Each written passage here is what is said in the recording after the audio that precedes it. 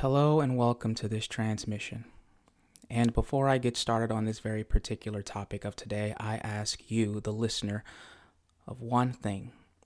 This request I ask is to simply have an open mind. Now, I'm a person who rarely makes promises to people in life, and so I want to say that I promise you this. This will be a different perspective, a perspective that you probably have never heard before. And I ask to simply hear me out, hear this through. And afterwards, we can all come together and perhaps with our unique perspectives, we can all come together and discuss what needs to change in this world, what can be better, and certainly hear each other out. Because your perspective, my perspective, their perspective are all valid. Let's get started.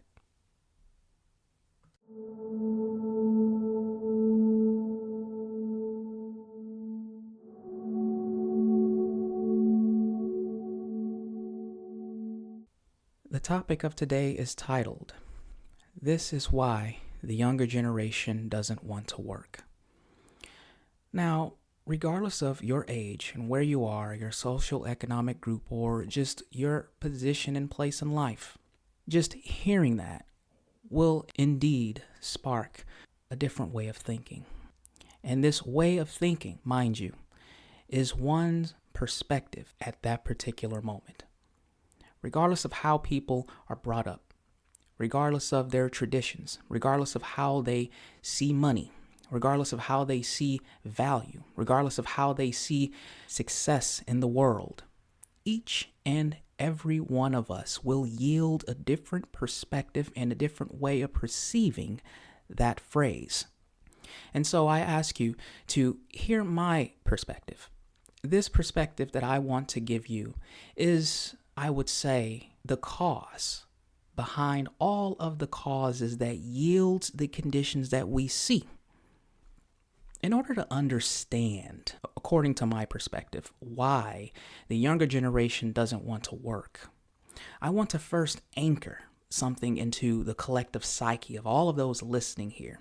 Because by anchoring in this one singular thing, we can then grasp a common understanding. And this is the key. I like to call this finding the common substrate.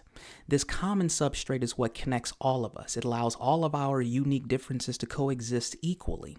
And by thus starting from this common substrate, we can all come to the same conclusion, the same things that everyone is seeing, regardless of where one is, regardless of where one lies on a socioeconomic ladder. Because it doesn't matter where one is in life. According to this perspective, this underlying understanding will touch all of experiences. And so to come back to what I want to anchor, I want to first ask you this question. What is the most important fundamental basis that drives, sustains, and builds all of the societies in the world today? And I want you to take a moment to really think about this question. You can even pause for a couple seconds if you like. Now, in the past, when I have asked people this question, 100% of them have all answered money. But you see, in order to understand why the collective younger generation doesn't want to work, we must first dissect this particular understanding. And so, the correct answer is trade and commerce, the exchanging of one thing for another. The exchanging of one's labor, effort, work for X amount of dollars per pay period. The exchange of X amount of dollars for X product or service.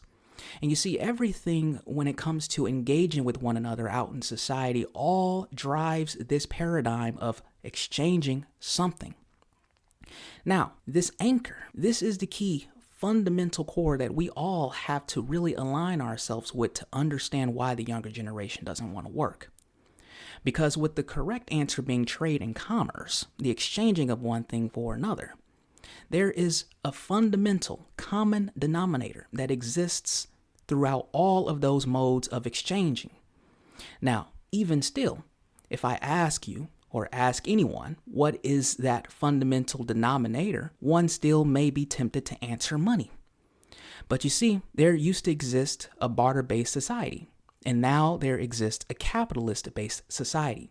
And so in order for the common denominator to exist in both a capitalist and a barter-based society, money can't be the answer. And so the correct answer is one's vital life force energy. We all have our own ways of naming it. It is named different things throughout different cultures. Chi, mana, prana, ki. It is the fundamental life force energy that exists throughout all of life. And without it, everything ceases. Without this vital life force energy, nothing can move, nothing can grow, nothing can happen. And you see, let's go back to those two examples that I named earlier, the exchanging of things. Let's just now look at it through a logical sense. If one lacks the vitality to get out of the bed, then eventually they will yield the condition to where they can no longer exchange their labor work for X amount of dollars per pay period. If one lacks the vitality to even pick up a phone and place an online order, whether it be Amazon, DoorDash, what have you, then they will yield the condition to where they can no longer exchange those X amount of dollars for X product or service.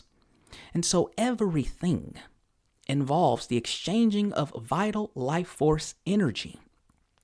Now, just to give you a little bit of a disclosure, my philosophy and way of seeing life, I see things through a Taoist type of mindset, and so I will call this energy chi. Now, we may not be able to see chi, but we can certainly feel when our chi is drained. We have many ways of calling this drainage something, whether it be something someone is draining, this job is draining, it just sucks the soul out of you. We all have our own way of expressing this drainage of chi. But I want all of us at the very least to agree on this one fundamental principle, that it takes us to exchange our vital life force energy for anything to happen in the world. Now, when we talk about things such as the younger generation doesn't want to work, we have to kind of take our perceptual lens and shift it in a way to where it is looking through the eyes of this younger generation. Me being 32 or whatever your age is, whether you're a boomer, Gen Z, or a millennial, what is driving this younger generation to not want to work? In fact, how do they even see work to begin with?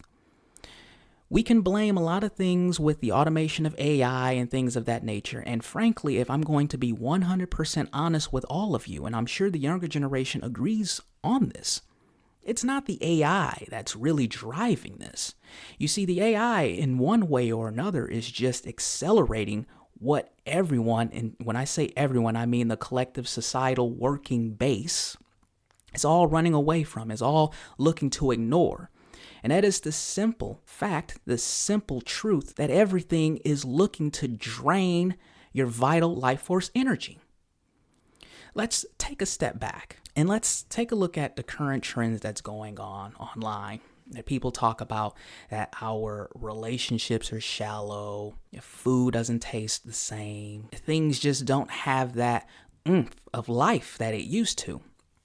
Now, again, me being a 90s baby, I can certainly take a look at these 90s photos on the Polaroid and looking at the VHS tapes and just looking at all of the old, what's the word I'm looking for? Just the old videos of the good times. And when I say good times, I just mean the time I grew up in. Of course, 80s, 70s, all of that stuff was good too, but I just mean it based on my own reference.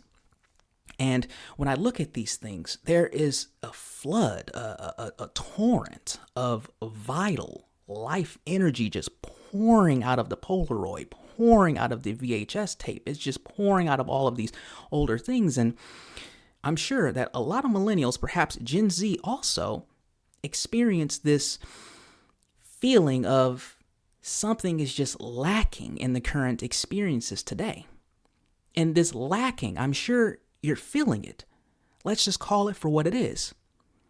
The degradation of quality across all engagements of life due to the lack of investment of vitality in the experience. You see, like I said before, Without chi, nothing can grow, nothing can move, everything ceases. And with a lot of the incentives out here, quick to make money, quick to do this, quick, just get what it is they want without putting in the energy. Some may call it effort, but let's go down to even the subtler understandings of this. Effort requires energy. This energy, vital life force energy. And so with the lack of investment of vitality in all of these experiences will yield the conditions we see, such as things just aren't quality anymore, things breaking down, things just don't feel fulfilling anymore. Because at the end of the day, our incentives, the way our incentive structures are built to maintain a sense of quote unquote living in this world, are all based on having as little investment of experience while trying to get as much as they can out of it. Over time, that parasitic way of thinking will yield conditions to where everything is trying to take from everything and eventually yielding then the conditions of nothing having anything to bear fruit, having nothing to bear, such as vital life energy, and things just feel dry. And so I want to leave you with that. I want to leave you with that before I start talking about the overarching problem as to why the younger generation doesn't want to work. And so let's just take a quick break.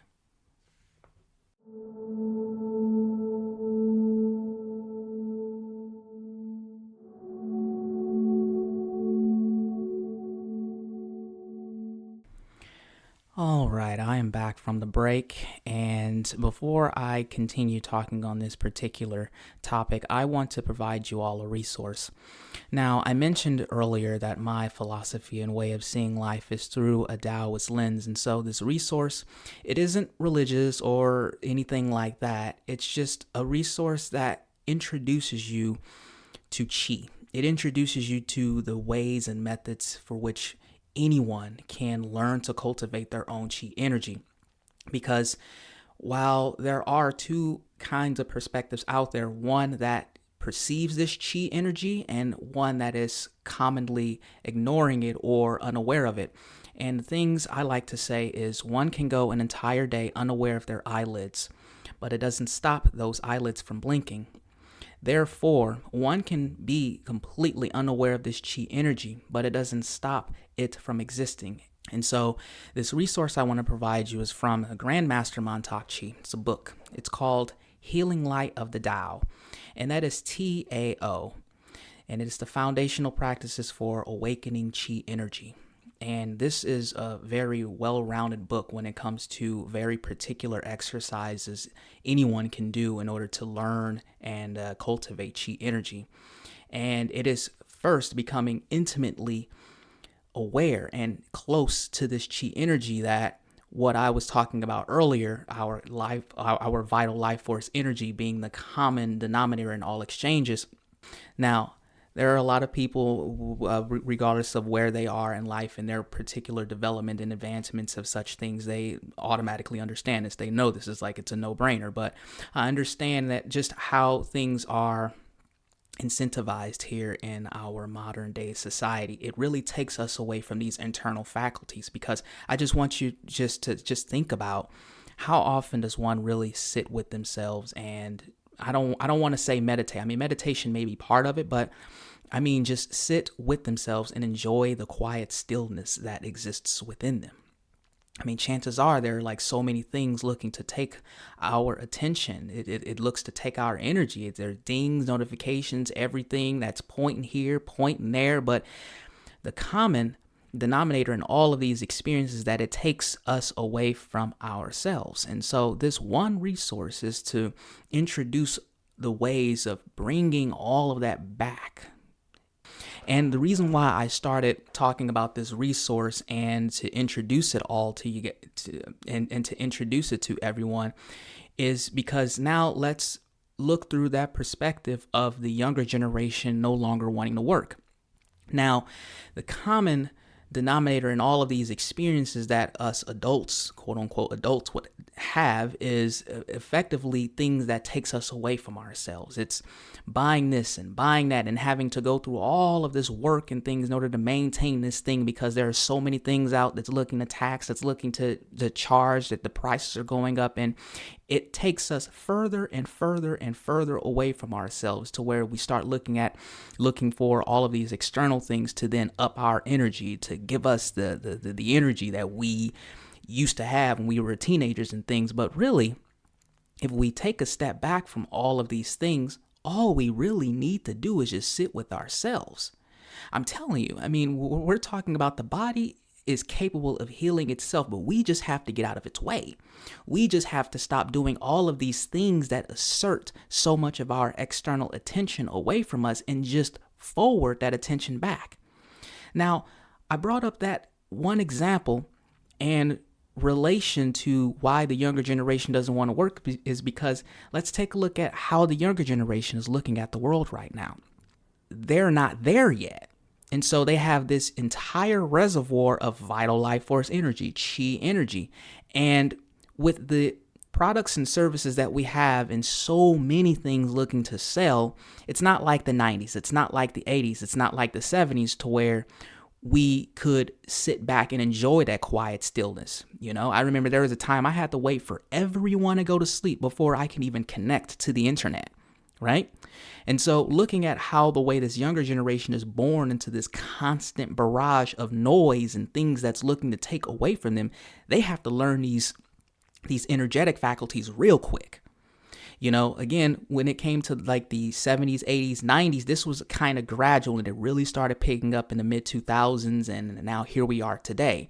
But now it's like we have to see that these kids are born into this environment where it's constant noise, constant chatter.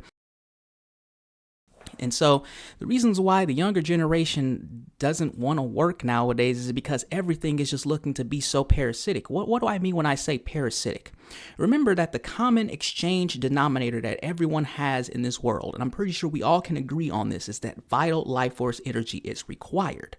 And so with everything looking to take without yielding much of anything anymore, it's just looking to take. I mean, let's take a look at subscription services, right?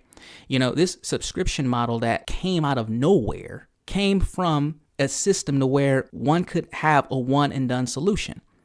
But remember, in order for anyone to have X amount of dollars, they first have to exchange their vital life force energy for something, whether it's cognitive effort of one sitting behind the keyboard, working a remote job, whether it's the labor work or construction work, whatever. Vital life force energy is needing to be exchanged for those X amount of dollars per pay period. And so looking at now these subscription models, it's just looking to take just for the sake of taking. And that's just one thing. And we can take a look at all of these other things, such as, I don't know, like rent and bills and the quote unquote cost of living going up. I put that in quotes because, you see, living is actually free. You see, it is free to just sit with oneself and breathe. But you see, it's not the cost of living that's going up. It is the cost of maintaining the convenience of a parasitic existence that's going up. Because if we take a look at, let's say, the amount of time, the amount of seconds that we have in a day. What is that? 86,400 seconds. I'm just going to say 86,000 seconds, okay? We all have this same number. And of course, anyone can argue and say a celebrity's time or whatever is different, but we all still have this same amount of time. Now, if we take a look at all these conveniences that one has in life, in one way or another, it's always attempting to give us the benefit of something without having first put in the vital life force energy in order to do it. Example, one can go to a grocery store and buy a bag of rice without having a farm in their backyard. Another example, one can use Uber, DoorDash, a taxi, a bus, or whatever without having to walk the distance, right? And so this is just two examples, but I'm sure if we're all honest with ourselves, we can all just sit back and just take a look at all of the things that we have as our modern day conveniences. But these conveniences have an inherent cost, like everything. If one is exchanging vital life force energy into this world in order to yield anything, then these conveniences are the inverse. These conveniences are there for one to not have to put the vital life force energy. And so what exactly is one putting their vital life force energy into then? I really want you to think about that. Because if one doesn't really understand or learn their inner faculties, what they're going to do is they're just going to look for the next thing and the next thing and the next thing and the next thing, whether it be a convenient thing, while they're stretching themselves thin and over leveraging themselves on all of these external things without even putting the vital life force energy into themselves. I mean, with all of our modern day conveniences, still with those conveniences, how often does one even invest the time to sit with themselves? A convenience, a shortcut, whatever you want to call it, these things are there to be efficient. These things are there to take time out of doing this one thing and putting it here. But where is it that we're putting our time in? Where are we putting our energy into? It just seems like that, like, for instance, with the work community, the work field, I used to work in IT for about 12 years before I quit. And I saw this trend. As soon as they started introducing AI and things, it wasn't, in my mind, it wasn't a replacing us type of mentality. It was, okay, it's like standard corporate mentality where if you take time out of one thing, they basically just use that one block of time to just do more work. And so what are we really doing when it comes to our modern day conveniences? Are we using those conveniences effectively to give us time back to ourselves? Or are we just looking for more and more ways to take ourselves away from ourselves? Now, you see, the younger generation sees this. The younger generation deeply and innately understands this. They may not have a way of expressing it because there are so many different moving variables. But again, this is why I started the entire talk with this common thread we can all look at. It is the exchanging of vital life force energy. If we just look at it through that paradigm, the parasitic existence of all of these things it's so pervasive and in your face. It's disgusting, if I'm being honest. And so now with this younger generation, I want you all, if you're listening, I want you to add your comments. I want you to provide your perspective. Does this vibe, does this click? And with the older generation, those who are millennials, Gen Z, boomers, I want you to really have an open mind and really just look at where things are. We, at the very least, can agree that things are substantially different, that things just aren't the way it used to be. But if we still take a look through that lens of the common substrate, that common substrate is being our vital life force energy being drained. Can we all agree that things can be different? Can we all agree that with our advancements in technology right now, we can look toward solutions that yields the conditions to where we don't have to work? What do I mean by us not having to work? Not having to do all of the things that we have to do in order to maintain this parasitic existence that we have been, quote unquote, forced and coerced to live in. All we have to do is just stop engaging, and we all have to come together and form a way in which we can all live sustainably without all of this. And so I want to provide another resource. This resource I want you all to take a look at. It is called the Venus Project. And this project it's a nonprofit organization geared toward building sustainable habitats. That's the main premise of getting in, but they do a lot of different things. And so we have the means to where we can even 3D print buildings now. We have the means to where we can make all of these things happen. And the Venus Project targets a lot of the things that we are seeing that is so pervasive in our society right now that are problems. Now, I want to step out a little bit. Regardless of where one is in their life, there are a bunch of different perspectives. One may say, I don't know how the world works or whatever. Sure. Okay. I may not know how your world works, but I certainly know how my world works. And since I follow an internal Taoist philosophy where everything is chi, everything is energy, I understand that by simply going through this one particular method, it works for everyone. Now, again, I'm not pushing my beliefs. I'm not doing any of that. But at the very least, we can all agree that it takes our energy. It takes our vital energy to do anything in this world. And so if we're going out of our way to do so little to gain so much, can we use that same energy to create the conditions to where we no longer have to work and slave ourselves away so we can then reap the benefits of us having that internal relationship with ourselves. And I believe the Venus Project can at least start there. And so, to go on a little tangent here, I mean, what is the modern work life like anyway? Because remember, the title of this is why the younger generation doesn't want to work. Now, the example I'm going to use here is, typical corporate IT, since I've worked in that field for about 10 years. And so, being a software developer and a consultant and all of these things, I have been through many instances to where there are 2-hour Zoom call meetings for what? A 2-hour Zoom call meetings for people describing where a button should fit on a screen. And if we're all honest with ourselves, that 2 hours is really just there just to keep people relevant. It's to keep the checks going because everyone is incentivized to stretch out this itty bitty singular understanding to make them need it. It's a part of a narcissist type of framework. Now, when I say narcissist, I don't mean it concretely as a narcissist. In fact, let me give you 2 examples of what I mean to really hone this understanding. Let's take 2 items, an ice cube and a glass of water. Now, on the surface, this ice cube and glass of water are 2 completely different things, and thus 2 different ways of seeing reality. Now, when I say this narcissistic framework, I don't mean it as the physical thing we see, such as pointing at the ice cube and glass of water. Let's say that now we introduce heat into this experience. This heat is heat regardless. Heat will be heat. But heat expressed as an ice cube may yield what we see as the ice cube melting. Heat expressed with the glass of water may yield what we see as the glass of water boiling. And so to go back to this narcissist pattern, I'm not pointing at the actual narcissist. I'm pointing at the patterns that exists that society over time has taken up and internalized and repeating that pattern. Another example is, for instance, sarcasm. If we look at it through an energetic lens, is a way of saying something but really meaning another. Isn't that a narcissistic type pattern? Because what a narcissist and these psychopaths are doing when they're saying one thing and they're lying and they're doing all of these things. And so when I describe things, I always look at it in terms of patterns. It's not the us, it's not the them, it's not the left, it's not the right. It is the patterns that exist in all realities regardless.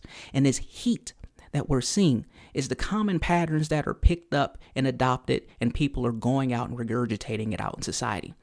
And so looking back at this corporate example, if we simply change the incentives, instead of having people maximize what they can get out of 8 hours, instead have it incentivized to where the less time you take, the more money you get paid. Oh, I guarantee you overnight, all of a sudden that job security code that took 5 or 6 sprints can now be done in a week. You see, all we have to do is just change the incentives on how we do things. But you see, no one wants to talk about this. And so it all cascades and compounds into this big conglomerate mess that we all see. This younger generation sees what's up. They see that you don't have to do all of this. They see you don't, what do they say? You're doing too much. And frankly, it is, because in order for the modern common people who exist in the common working society now, is that they go out of their way to do all of these things that frankly don't take a lot of work.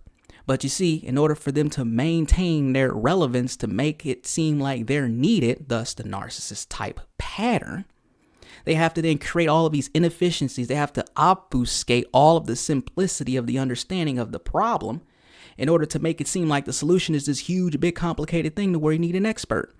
At the end of the day, if we're really honest with ourselves, a lot of us who talk up our jobs, it's probably a very simple thing to do at the end of the day. It may have taken a lot of things that one had to go through in order to learn it. But after it's been learned, it's like a little simple thing day in, day out. And you're trying to do as less work as you can in order to maximize the 8 hours. It's like you're not sitting there at the screen. You probably got all these things. You got notifications and things that come up as soon as, the ticket opens up. You're always trying to find a way to simplify and make things efficient. So why can't we do this when it comes to standard living? And this is the biggest problem that a lot of the modern day people who are working today just are afraid of talking about, because then by not talking about it, all they're really doing is just enabling what the previous generation have enabled and what the previous generation before that, has enabled. And then it gets to this whole finger pointing fight to where it's like, oh, it's the last generation's fault. No, it is our collective fault. If we're if we obviously see the problem here, and if we're just pretending that it doesn't exist, thinking that the other person, since they're not talking about it, don't see it, it's just going to continue to exist. Now, I want everyone to just take a step back and really just think about this, because I am certain that a lot of people are feeling this right now. And it's probably hella refreshing that somebody is finally saying it. And so I want you to really think about this, because we all really need to come together. This is no individualist, I'm in for me type mentality. We all have to come together and work together to create the conditions necessary for all of us to live in a world peacefully, to where we don't have to do all of this working and slaving one's vital life force energy away in order to continuously sustain a parasitic system that's just looking to take from you anyway. Eventually, everything just runs out. And so why are we conditioned? Or why should we maintain the conditioning to allow that to exist when everyone at the end of the day are all looking to try to live in peace and live in a way that doesn't take from them? And so this younger generation, the reason why they don't want to work is because they see this. They see this through and through, because they have a much lighter perspective. They're not burdened with a lot of the things that the grown-ups have to then maintain, because they've been tricked or duped or coerced into thinking this is what success looks like and this is what you have to do because this is what everyone else is doing. Not everyone is doing it. Now, you see, it is a choice. Now, this fork in the road that we have right now is a choice. Should one continue to sustain and perpetuate it? Or should one, regardless of where they stand right now in the world, move toward a future that connects and works with all of us, where everyone wins? And that is a choice we all have to make. Now, to conclude this transmission, if you made it up to this point, thank you so much. I really appreciate it. By listening into this transmission, you have shown me at the very least that this is worth some of your attention, and I am immensely grateful for that. But now here's some homework. Really think about this, because it starts with our collective internal action. It doesn't start with a protest. It doesn't start with anyone going out and doing anything. Because how many times have we all done something, put so much effort and work into things, and it yield nothing? So let's do the one thing that the entire collective working society tries to take us away from, and that is using first our internal action, our internal movement. And this internal action is simply the shifting of a perspective, the shifting of awareness. Because if one walks a mile to a grocery store every single time they need to go to a grocery store, that's one thing. But if all of a sudden the awareness of a grocery store located in a 5-minute walking distance is known, what will happen?